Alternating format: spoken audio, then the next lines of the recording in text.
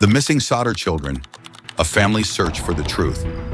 It was Christmas Eve, 1945, in the quiet town of Fayetteville, West Virginia. Snow gently blanketed the ground, and the Sodder family home buzzed with holiday cheer. 9 of George and Jenny Sodder's 10 children were home, their hearts filled with excitement for Christmas morning. But that night, something unthinkable happened, something that would haunt the Sodder family forever. At around 1 a.m., Jenny Sodder was suddenly woken up by a strange noise. It sounded like a heavy object landing on the roof, followed by a loud rolling sound. Moments later, she smelled smoke. Panic filled through her as she realized their house was on fire. George and Jenny rushed to wake their children. 5 of them, Maurice, Martha, Louis, Jenny, and Betty, were upstairs while the other 4 had already escaped with their parents. But when George tried to climb upstairs to get the others, he was met with a wall of flames. Time was running out. George had one desperate plan. He'd use his ladder to climb up to the 2nd floor. But when he ran to grab it, the ladder was missing. Vanished. It had always been kept in the same spot, but that night, it was nowhere to be found. Desperation set in. George's next idea was to use one of his trucks to climb onto the roof. But in a chilling twist, neither of his 2 trucks would start, even though they'd been working perfectly the day before. Something was very, very wrong. As the fire burned strongly, the Sodders could only watch in horror. By dawn, their home was reduced to ashes. Firefighters, delayed by a staffing shortage due to the war, didn't arrive until nearly 8 a.m. The fire chief declared that the blaze was caused by faulty wiring, and it was assumed that the 5 missing Sodder children had died in the fire. But here's where the story takes a dark and unsettling turn. No remains were found.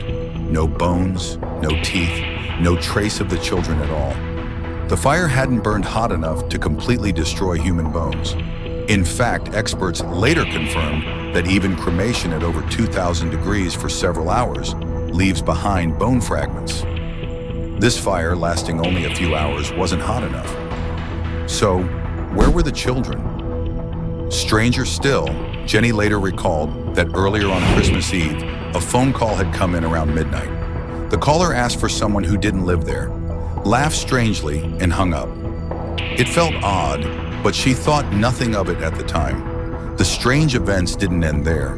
A witness claimed to have seen a man stealing a block and tackle system from the Sodder property that night. Could he have been responsible for disabling the family's trucks? Jenny began to test the theory that the fire could have destroyed human bones. She burned animal bones in her own stove. No matter how long she burned them, bones always remained. Her doubts grew stronger. Then came the letters. Reports started trickling in from people claiming to have seen the Sodder children alive. One woman said she saw them peering from a car window while the fire blazed. Another claimed to have seen them at a hotel in Charleston, West Virginia, weeks later. The family hired a private investigator, C.C. Tinsley, who uncovered a new lead. The fire chief, F.J. Morris, confessed to having found a heart in the ashes. Oddly, instead of reporting it, he buried it in a box. When Tinsley forced him to dig it up, it turned out to be a piece of beef liver, untouched by fire. Why would the fire chief lie?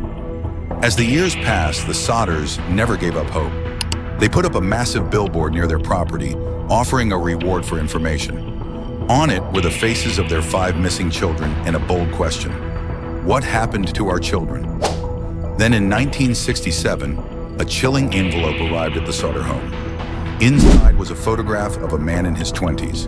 On the back, a handwritten message read, "Louis Sodder. I love brother Frankie. Elil boys.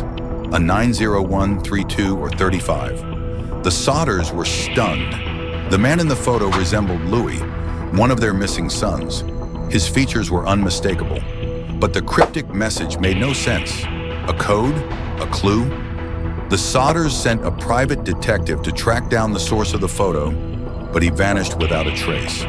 No answers, no follow-up. Just another mystery layered on top of the others. George Sodder spent the rest of his life searching for his children. He dug through ashes, hired investigators, and followed leads across the country.